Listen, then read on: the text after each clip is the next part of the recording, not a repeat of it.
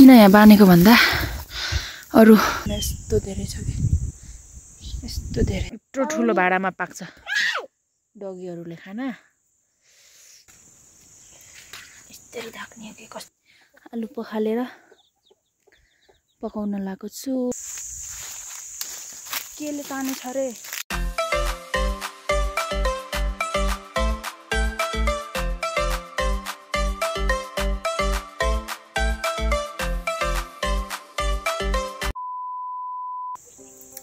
Hello everyone नमस्ते झोरले सबैजनालाई फेरि पनि वेलकम छ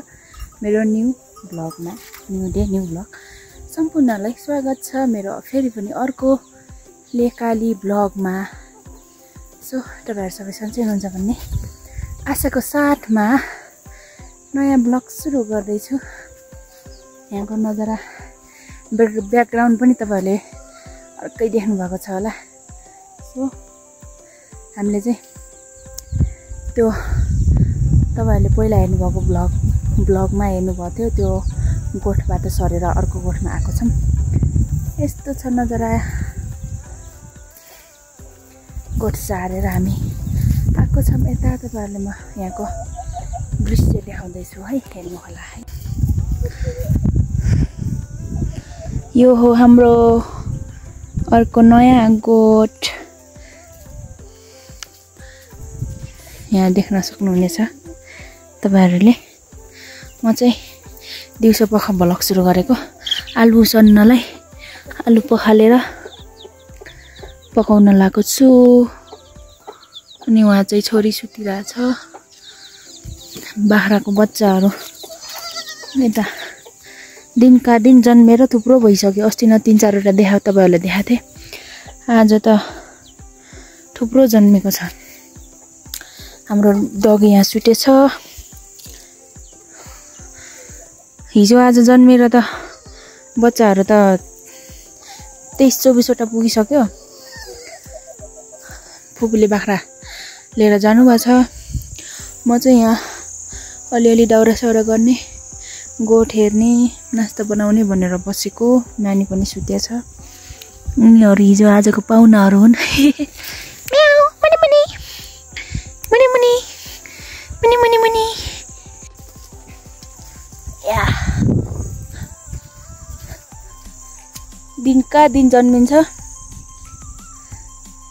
एक दिनमा त 3-4 वटा जन्मिन्छ के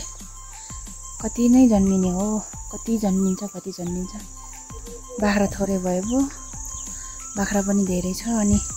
पाठाहरु पनि 20-25 वटा भइसक्यो कसैले जुम्ले जन्मान्छ कसैले जुम्ले जन्माएर कसैले एउटा जन्माएर हैन सो तपाईहरुलाई ब्लगमा के कस्तो हुन्छ प्रतिक्रिया दिनु होला माया गरिदिनु होला अन्तिमसम्म हेरेर साथ सपोर्ट दिनु होला है त म चाहिँ अब के गर्दै छु हेर्नु होला अन्तिमसम्म हेरेर साथ सपोर्ट दिनु होला म चाहिँ आलु उसिन्न लागेको आलु उसिनेर चाहिँ दाउरा गर्न जाने भनेको नानी कति बेलासम्म सुत्छ खै थाहा भएन यहाँको दृश्य चाहिँ यस्तो छ त पहिलाको गोठमा भन्दा अहिले यहाँको गोठमा ठाउँहरु धेरै खुल्ला छ हामी चाहिँ खुबी भन्ने ठाउँबाट बास्तला भन्ने ठाउँमा आएको छौं यहाँ हेर्दा चाहिँ बास त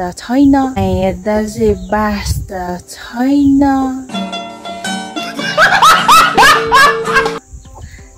खै पुर्खौलीहरुले किन बास्तला राखेको नाम थाहा भएन हैन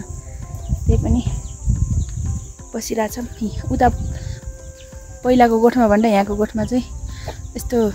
धेरै खुल्ला भएर होला चिसो हावा चल्ने रहेछ बिहान पख लास्टै जाडो हुने यहाँ आएको चाहिँ 2 दिन भयो इन्जोय गर्नु होला मेरो ब्लग हेरेर है त म चाहिँ आलु उसिन्न लान्छु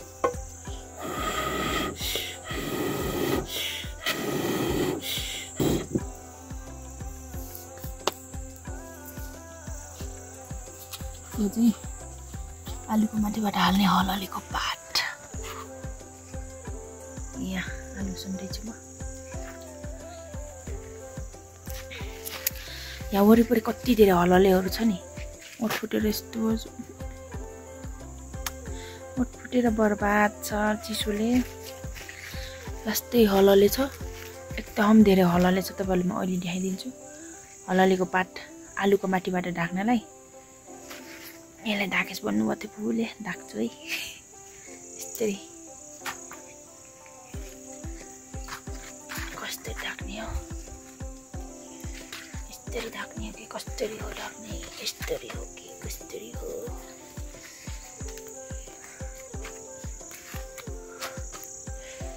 अब ढाक्दैछु म चाहिँ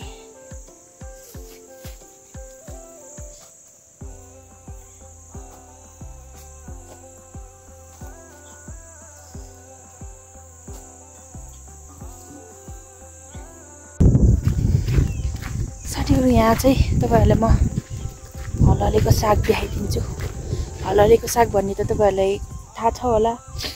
यो चाहिँ हललेको साग चाहिँ यता हेर्नु न यस्तो धेरै छ के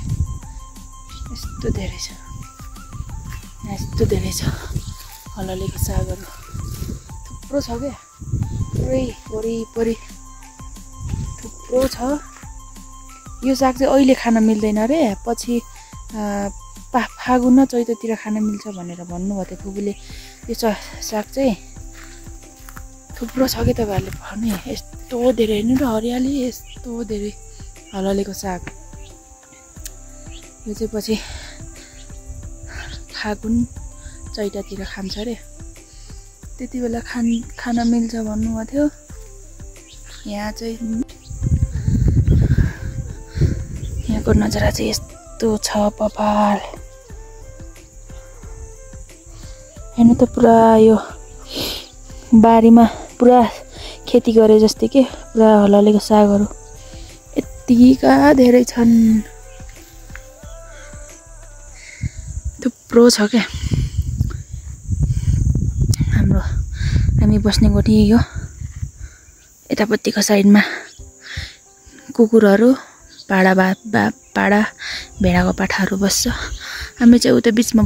बीचमा बस्ने हो हामी यहाँको नि यस्तो छ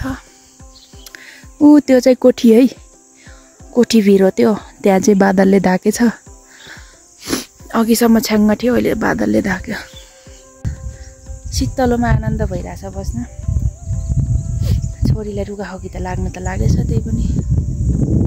शीतलमा बस्नुको मजै बेग्लै छ नि त साथीहरु तपाईहरुले मेरो भिडियो कस्तो लाग्छ है माया गरिदिनु होला लेकाली भिडियो हेरेर साथ सपोर्ट गर्नु होला मेरो चाहिँ आलु पाक्दैछ हाय आलु पाक्दैछ डगी डगी सुत्या छ नि रकी सुतेर घाममा चिटपटाङ परेछ यहाँ चाहिँ सानो पाडा छ अब कुखुराले चारो हालिदिनु पर्यो मेरो आलु चाहिँ त्यहाँ पाक्दैछ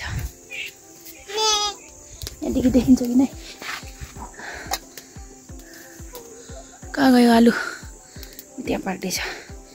आलु पाक्दैछ मेरो म चाहिँ कुखुराले चारो हालिदिन्छु ल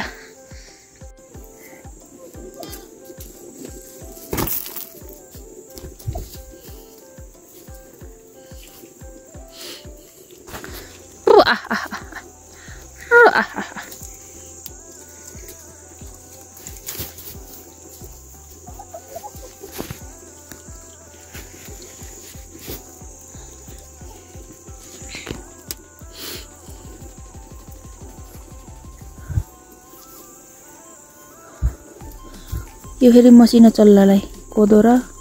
जरा दलेको मकै मसिनो चल्ला कहाँ गएछ आउँदैन त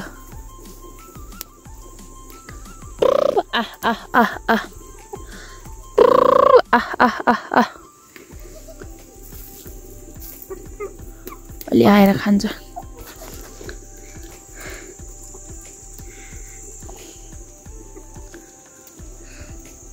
म चाहिँ पाडाले पानी दिन लागेको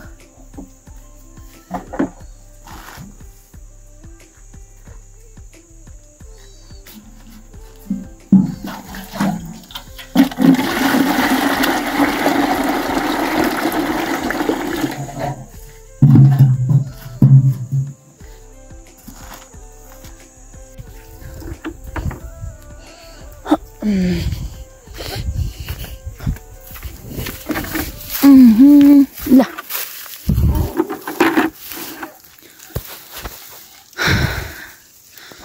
यहाँ चाहिँ सानो भेडाको बच्चाहरू छ। यो फेरि फुस्किन लागिसक्यो। यिनीहरू चाहिँ किन यहाँ बाँधेको भन्दा अरू भेडाहरूसँग चर्नलाई त जान्छ फेरि हराएर उतै हराउँछ कि त्यही भएर छुट्टै आज चाहिँ छुट्टै बान्ने अनि एकछिनपछि फुकाउने यति नचर्छ भनेर यहाँ बानेछौँ। बाख्रा आइसक्यो क्या हो, पुरा कराइरहेछ। हेर बाख्रा आइसक्यो माथि।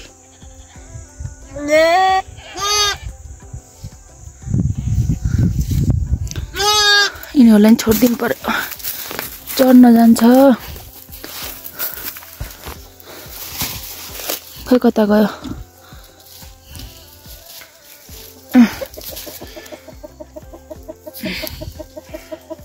ल पखै काले पख कलुवा पख ल जा इन्जोय गर।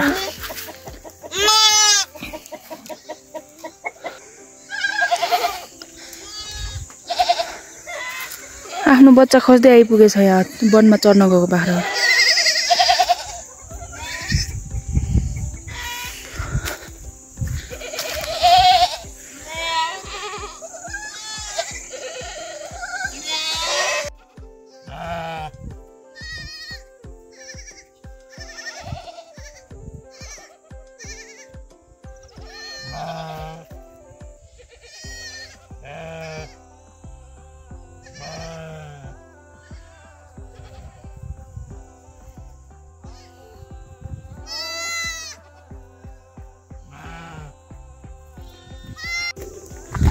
मन लाग्यो दाउरा गर्न। भेडा बाख्रा आयो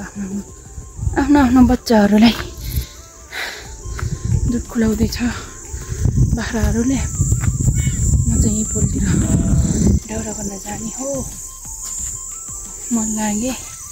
नानी अहिले उठिहाल्छ, त्यही भएर अलिकति दाउरा लिएर आउँछु भनेको।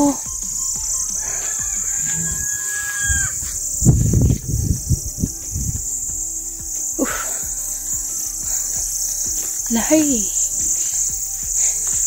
मजै लागे। यो चाहिँ हँसिहाल्न सजिलो हुन्छ भनेर फुपूको लगाएको, यति ठुलो छ।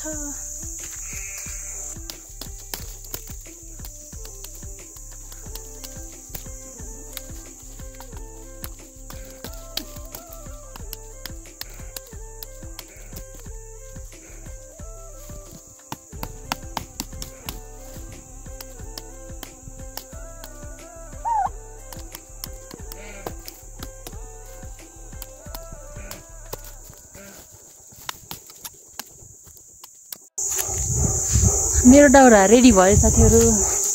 मेरो भारी रेडी भयो। बोक्न पो सक्छु कि सक्दैन। बोक्न सकेन भने त आफ्नै घर बिहेट हुन्छ हो। बोक्न सकेन भने त आफ्नै घर बिहेट हुन्छ हो। इसकी गारंटी मैं नहीं दे सकता। काँचो दाउरा पर्यो, हल्ला नै सकिन्न त हो के भएको।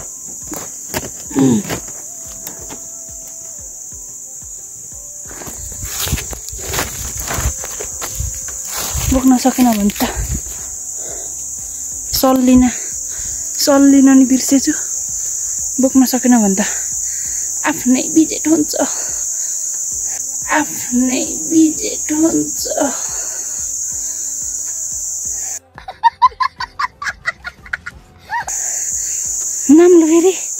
नाम्लोको हरेको त्यो फेरि खतरा भयो रहेछ यहाँ।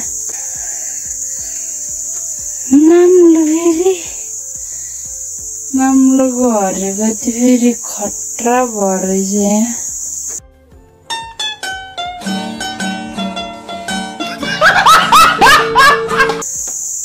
पाटा निस्केर चिसो दाउरा।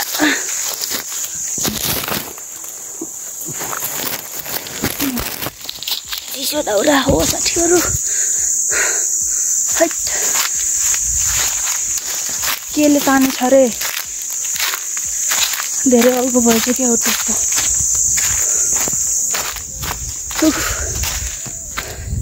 चल्लिन बिर्सेर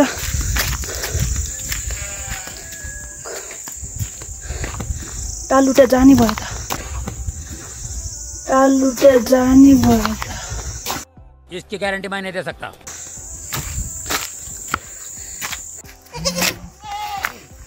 तू बोले छोड़े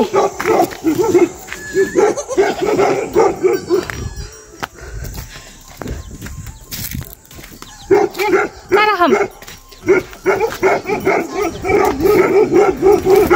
तू बोले छोड़ सकता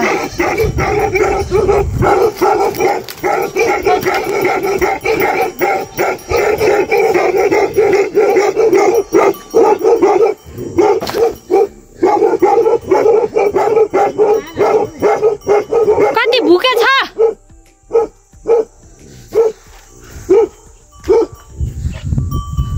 उठी जा बिचमा नि उठी जा फुफु नि आइपुग्नु भएछ के भन्दै किन दियो हैन भिडियो बनाएको हाय सानो हेलो गुड मर्निङ माम खायो भन्छ नि ह अलि खायो भन्छ माम खायो भन्छ आलु पाको रार्दिन एला चलाइरो अनि भेडा हारेर फर्किनु भएछ भेडाहरु त्यहाँ बसेछ केलाई भुके छ र त्यो कुकुरले एक्लै एक्लै भएर बस्यो अहिले यहाँ हेरे चल्लाले त्यही न्यानो भएछ ए बुढो कुटा छिटो अब प्राण छ नघप्टाएर कुटे अलि खालस् त नि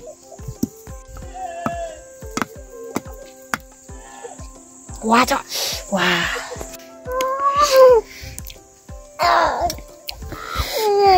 पारि बस्छ न मम्मी यहाँ बस्छ अलि पारि जाऊ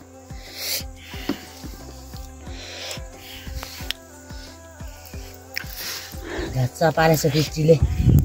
तिमी फेरि स्वाङ पार्छौ नि तिमीले जति नक्कल पार्छौ नि कहाँ छ भन्छ कहाँ रहेछ सानो कहाँ रहेछ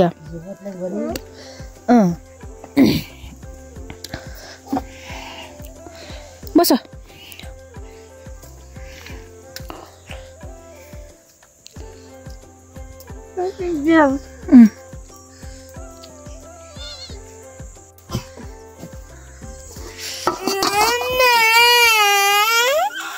के भयो हेलो गाइज आज पनि फेरि फुपूले च्याउ ल्याउनु भएछ आज पनि आलुसँग च्याउ मिसिनी भयो